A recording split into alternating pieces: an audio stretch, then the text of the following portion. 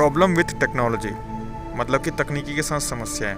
यूँ तो हमारी दुनिया में एक तरह से एक ऐसा आयाम बन चुका है, ये एक ऐसी समस्या बन चुकी है पूरी दुनिया के लिए कि एक तरफ हमारी तकनीकी इस तरीके से आगे बढ़नी चाहिए, हर तरीके से सक्षम होनी चाहिए, पर हम इस तकनीकी की विफलता से बहुत सारे जगह जूझ रहे हैं। आप अगर देखेंगे, चाहे वो मेडिकल के टर्म पे हो या कहीं ना कहीं वो तकनीकी के टर्म पे हो, हम इस पे पीछे होते जा रहे हैं। और इस पीछे होने के कारण हमारे कुछ मूलभूत सुविधाएं हैं। आज हम बात करेंगे आखिर हम उस कौन कौन से फैक्टर हैं और क्यों इस तरीके से हम इस दुनिया की रफ्तार में, पूरे के पूरे मानव जगत की रफ्तार में हम तकनीकी की क्षमता में पीछे हो रहे हैं। यूँ तो हमारे कुछ मूलभूत समस्याएं, जैसे कि हमारे पास जो पहला जो समस्या है कि हमारा जो एजुकेशन सिस्टम है, पूरी की पूरी दुनिया में जो एजुकेशन सिस्टम है वो लगभग आउटडेटेड है।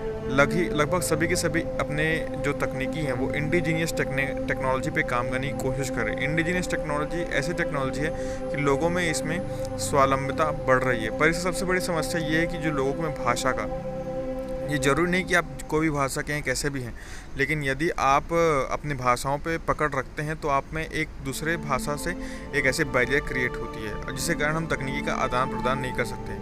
प्रॉब्लम नंबर टू ये है, जब हम तकनीकी को समझने की कोशिश करते हैं तो हमारे पास बहुत सारी समस्याएं आती है, और समस्याएं जो पहली समस्याएं जो थी और आज के मुकाबले जो समस्याएं होती है, इन सभी समस्याओं में ज़मीन आसमान का फ़र्क होता है। और समस्याओं को समझने के लिए ना ही कोई हमारे पास स्पष्ट नीति है। देखा जाए तो हमारी पूरी दुनिया में एक स्पष्ट नीति होनी चाहिए किसी भी समस्या को समझने के लिए और उसका समाधान करने के लिए, पर हम इस मामले में पीछे हो गए हैं।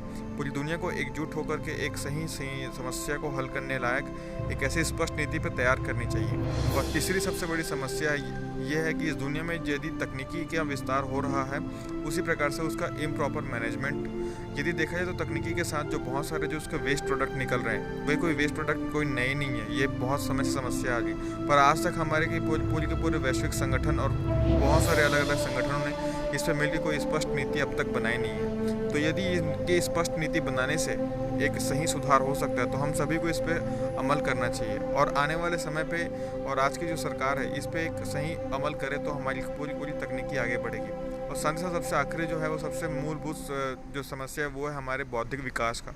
हमारे मनुष्यों में और सबसे बुरी बात यह है कि अभी की जो पीढ़ी है बौद्धिक विकास की कमी थोड़ी सी दिखी जा रही है, जो एक बहुत बड़ी समस्या है। आशा करता हूँ कि ये वीडियो आपको अच्छा लगा होगा। धन्यवाद।